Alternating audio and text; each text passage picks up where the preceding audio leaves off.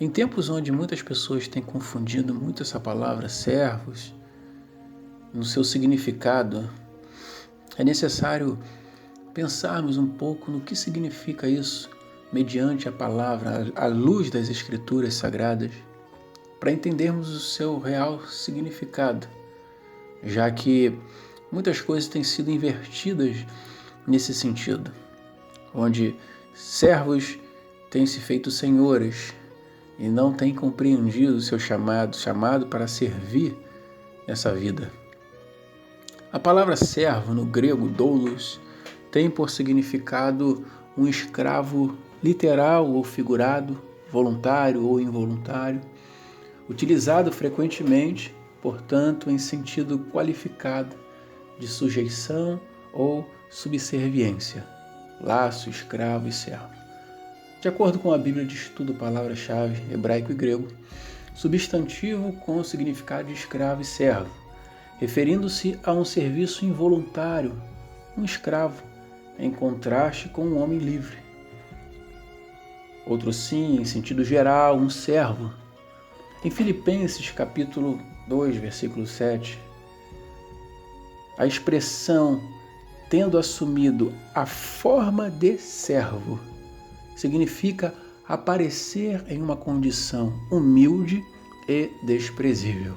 Ainda segundo a Bíblia de Estudo, palavra-chave, em sentido metafórico, referindo-se a um serviço voluntário, um servo, implicando obediência, devoção, implicando modéstia, em louvor à modéstia, referindo-se aos verdadeiros seguidores e adoradores de Deus, por exemplo, um servo de Deus, ou a agentes enviados por parte de Deus, como Moisés, por exemplo.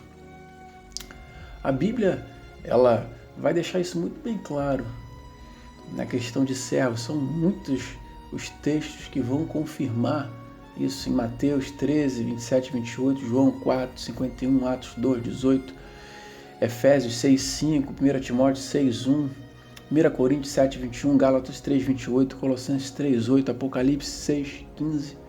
Muitos são os versículos que vão trazer uma luz ao nosso entendimento, para que de fato possamos nos portar da forma como Deus nos chamou para sermos servos e não nos colocarmos como senhores. A utilização da palavra servo é comum no meio cristão. Porém, na maioria das vezes, ela é usada ou por força de expressão ou por costume, mas, sobretudo, de maneira irracional, ou seja, sem entendimento, sem a compreensão real da sua significação e profundidade.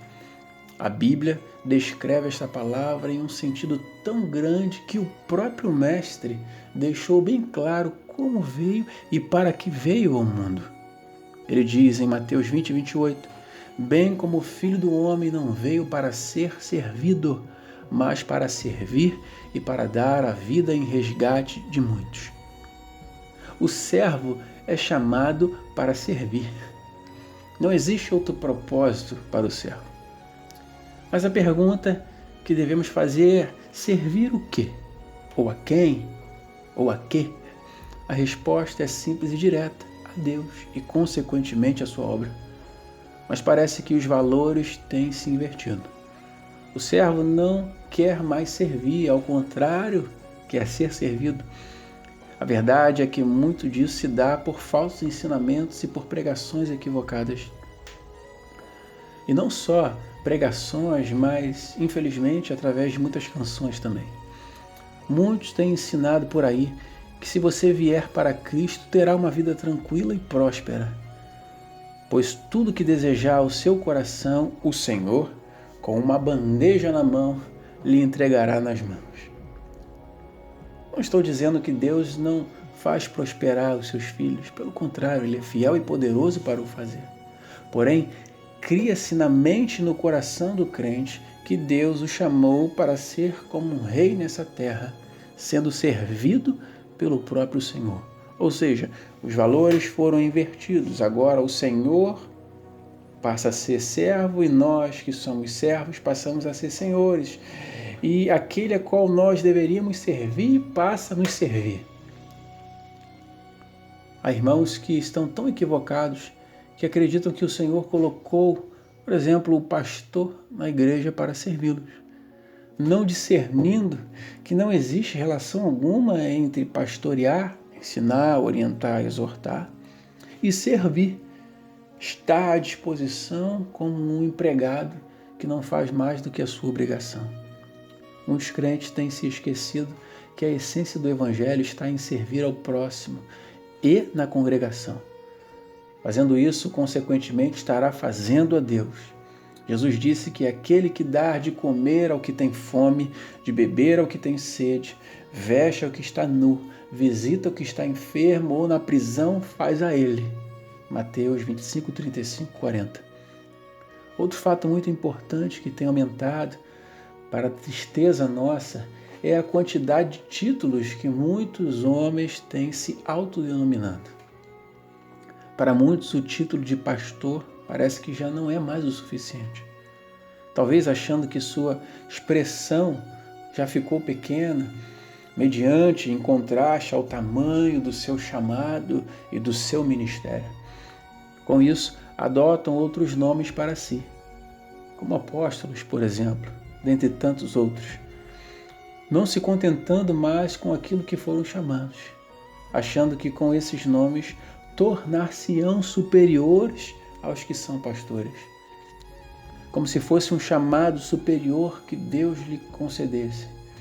Muitos poderão dizer que recebem esses títulos porque presidem ministérios, são responsáveis por inúmeras congregações e têm sobre seus comandos os pastores. Mas por que não pode se contentar apenas com o título, por exemplo, de pastor-presidente? Será que isso fará tanta diferença em seus ministérios e na obra de Deus? Particularmente, tenho a minha opinião. Não quero generalizar de forma alguma, pois sei muito bem que Deus tem chamado, segundo seu querer, homens para liderar grandes e inúmeras igrejas. Mas acredito que, em boa parte desses casos, isso se dá por vaidade e orgulho.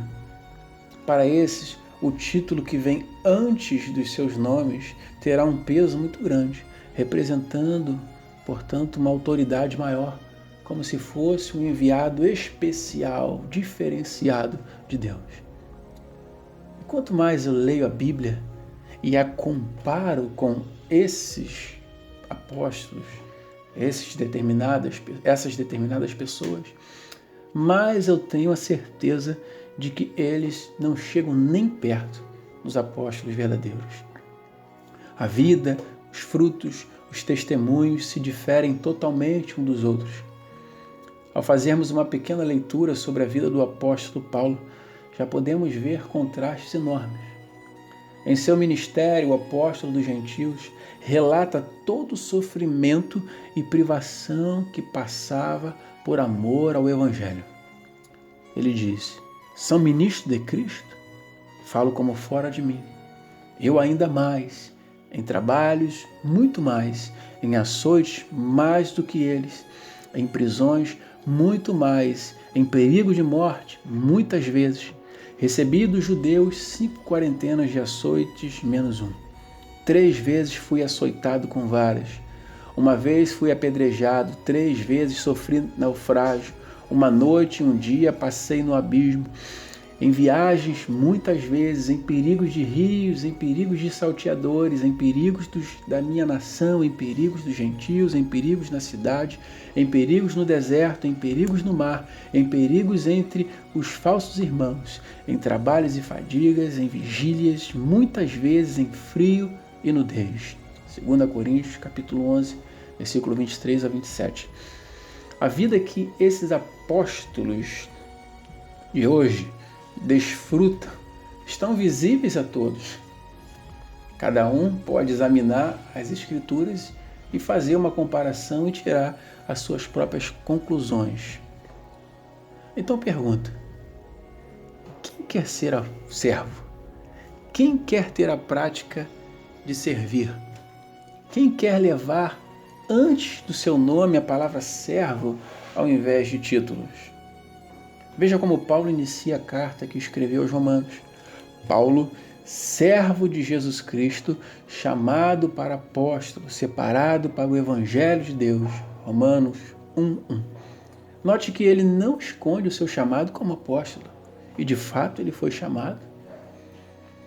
Porém, antes de anunciá-lo, ele se apresenta como servo de Jesus Cristo. Ele sabia que antes de qualquer coisa, antes de ser apóstolo, doutor, teólogo, missionário, ele era servo. Deus o havia chamado para servir. E os apóstolos de hoje? Querem servir ou querem ser servidos? Lembro-me de quando fui encaminhado para fazer um curso de obreiro e em uma das aulas ministrada pelo pastor, ele dizia: se vocês serviam antes como diáconos, agora terão que servir muito mais como presbíteros. Porque quanto mais sobe, entre aspas, mais servo se torna. Infelizmente, os valores de muitos estão invertidos. Pois quanto mais sobem, menos servos se tornam. Querem ser reconhecidos pelos homens por seus ministérios grandiosos, desejando ser o maior nisso ou melhor naquilo, buscando isso a qualquer preço, menos servindo. Porém, Jesus nos deixa ensinamento. Bem sabeis que pelos príncipes dos gentios são dominados e que os grandes exercem autoridade sobre eles. Não será assim entre vós, mas todo aquele que quiser entre vós fazer-se grande, que seja vosso serviçal, e qualquer que entre vós quiser ser o primeiro, que seja vosso servo. Mateus, capítulo 20, versículo 25 a 27. A palavra serviçal tem o mesmo significado de criado, e a palavra servo pode ser substituída por escravo. Será que essas palavras fazem parte do dia a dia desses homens?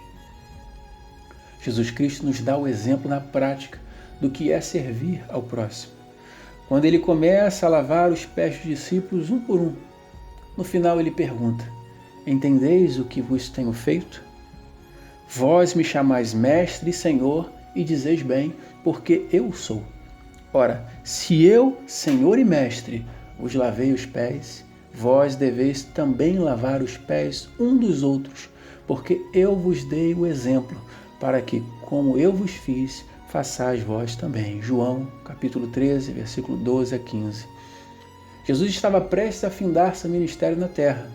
Estava chegando a hora dos discípulos começarem os seus. O Senhor sabia que se eles não tivessem essa prática de servir uns aos outros, não poderiam alcançar sucesso na obra que Deus havia colocado sobre eles. O interessante é que Jesus diz: ora, se eu, Senhor e Mestre, vos lavei os pés, o próprio Deus encarnado se colocou na condição de servo para nos ensinar a prática de servir. Quem quer ser servo? Quem quer servir ao próximo? Quem quer ser semelhante a Cristo? Quem quer ser imitador dele?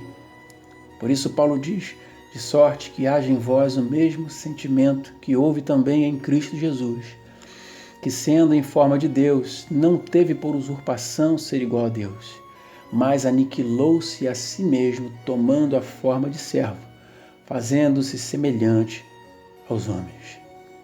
Enquanto o Senhor Jesus esvaziou-se da sua glória para ser servos, homens se enchem de glórias para serem senhores.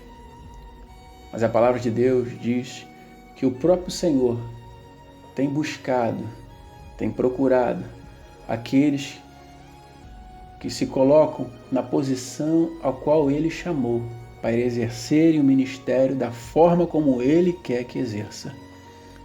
Em 1 Crônicas 16:9 diz: porque quanto ao Senhor, seus olhos passam por toda a terra para mostrar-se forte para com aqueles cujo coração é perfeito para com Ele.